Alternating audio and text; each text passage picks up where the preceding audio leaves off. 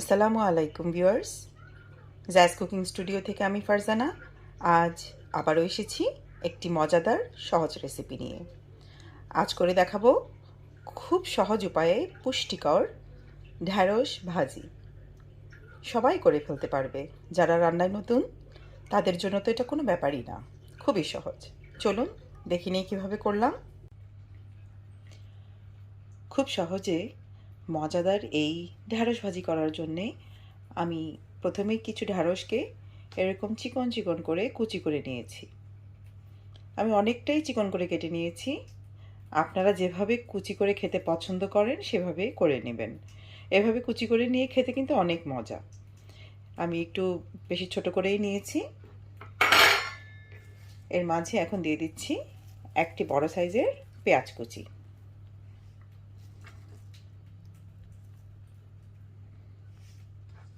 দিয়ে দিচ্ছি সাথে 4-5 কোয়া বড় বড় 4-5টা কোয়া রসুন কুচি।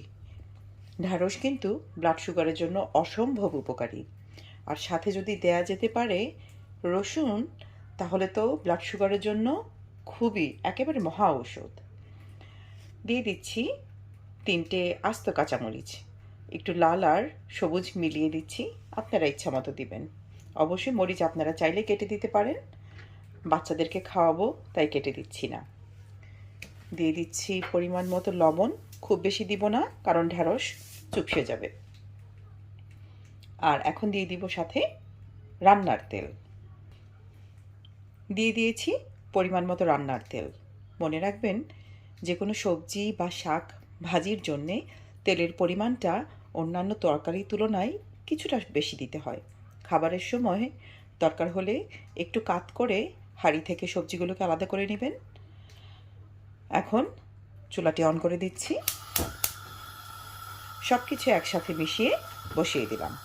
খুব সহজে আর খুব মজাদার এই ঢ্যাঁড়স ভাজিটি রুটি, ভাত, পরোটা সব কিছুর সাথেই খাওয়া যায়, আর পুষ্টিগুণে তো ভরপুর, সবার জন্যই খুব উপকারী।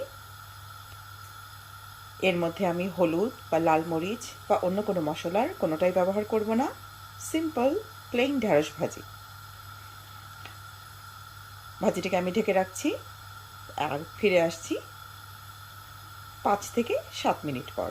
ঢ্যাঁড়স ভাজি হতে বা ঢ্যাঁড়স রান্না হতেও বেশি সময় লাগে না। ফিরে আসছি 5 থেকে 7 মিনিট পর, আমার সাথেই থাকুন। ঢ্যাঁড়স ভাজি হয়ে গেছে, দেখতেই পাচ্ছেন তেল পাশে ভেসে উঠেছে। তেলের পরিমাণটা একটু বেশিই দিয়েছি। এখন আমি এটাকে একটু কাত করে রাখবো। কাত করে তেলটা আলাদা হয়ে গেলে আমি ঢ্যাঁড়স ভাজিগুলোকে জাস্ট সরিয়ে নিব। আমি একটি সার্ভিং ডিশে তুলে দেখাচ্ছি। প্যান থেকে তেল ছেঁকে আমি ঢ্যাঁড়স ভাজিগুলোকে একটি সার্ভিং ডিশে তুলে নিয়েছি। খেতে কিন্তু খুবই চমৎকার। রুটি, গরম ভাত, পরোটা কিংবা নান রুটির সাথে খেতে লাগবে খুবই মজা। আশা করি আমার আজকের রেসিপিটি ভালো লেগেছে।